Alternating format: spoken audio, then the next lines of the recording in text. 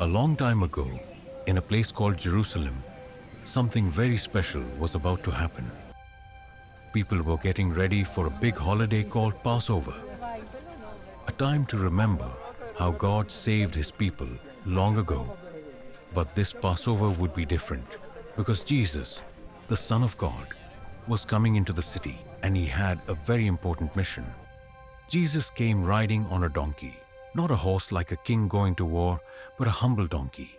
The people were so excited to see Him. They had heard about His miracles and His love. They laid down their coats and palm branches on the road and shouted, "Hosanna! Hosanna! Blessed is He who comes in the name of the Lord." But not everyone was happy. Some leaders didn't like Jesus. They were jealous and afraid that people would stop listening to them and follow Jesus instead. So they made a secret plan to have Jesus arrested. Later that week, Jesus had a special meal with His disciples. He broke bread and shared a cup with them. He said, "Remember me, I'm going to give my life for you." His disciples were confused. What did He mean? That night, Jesus went to a quiet garden to pray. He knew hard things were coming. He was scared, but He still chose to obey God because He loved us.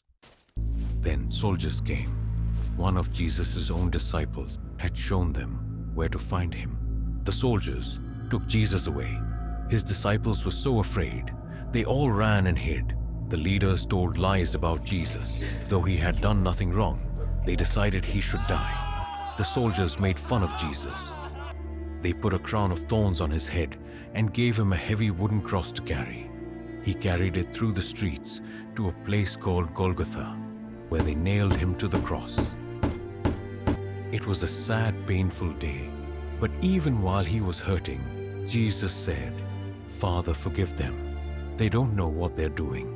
The sky grew dark, the ground shook, and then Jesus breathed His last breath and said, "It is finished." Jesus' disciples were heartbroken. They gently placed His body in a tomb and rolled a big stone in front of it.